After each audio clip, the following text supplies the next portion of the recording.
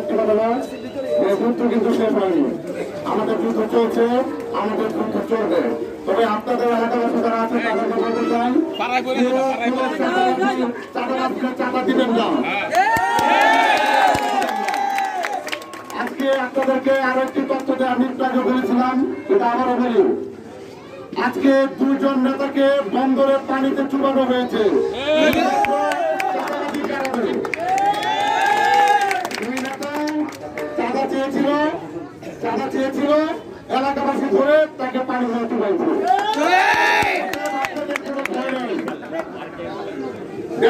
তারেক রহমানের নির্দেশ আছে, চাঁদাবাদ মাদক ব্যবসা যারা করে তাদেরকে কোনো ছাড় দিবেন না। আজকে 5ই আগস্ট আপনারা জানেন একটি ফ্যাসিস্ট সরকারকে এই ছাত্র জনতা হটিয়েছিল।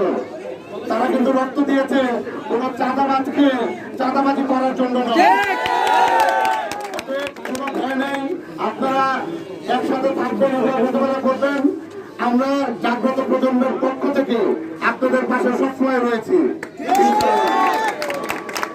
আর আমি এখানে ধন্যবাদ জানাতে চাই ছাত্র জনতা অসংখ্য এলাকার মুরব্বীদের দেখতে পাচ্ছি। আমি দুই একজন মুরব্বীকে বলবো ছাত্র জনতার উদ্দেশ্যে তাদের আগামী দিনের ভূমিকা কি হবে এ নিয়ে একটু কথা বলার জন্য।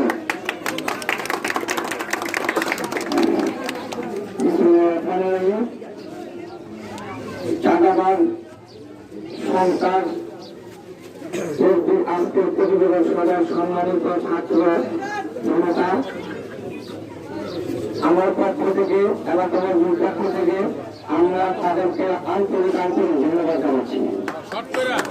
পাশাপাশি যে ভূমিকাটা আছে তার জন্য এই দেশ ছাত্র জনতা যেভাবে স্বাধীন করেছে, হয়তো ভিন্ন অনেকে এদেরকে উচ্চশিক্ষা দেখো নাই।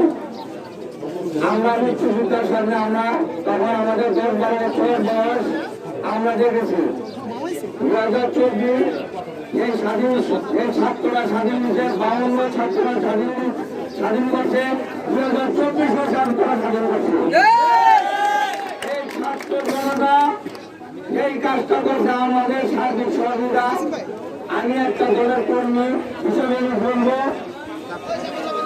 আমি বিএনপির একটা কর্মী, নগণ্য কর্মী। আমার রাষ্ট্রনায়ক তারেক রহমান বলছে কোন চাঁদাবাজের ছাড় নাই, ছাড় দেওয়ার জন্য না। এই ব্যাপারে যে যতটুকু সহযোগিতা দরকার প্রয়োজন লাগে আমি তার সহযোগিতা আমি করবো। এলাকার চাঁদা মুক্ত এলাকা চাই, চাঁদাবাজ মুক্ত এলাকা চাই, সন্ত্রাস মুক্ত এলাকা চাই। সবাইকে ধন্যবাদ।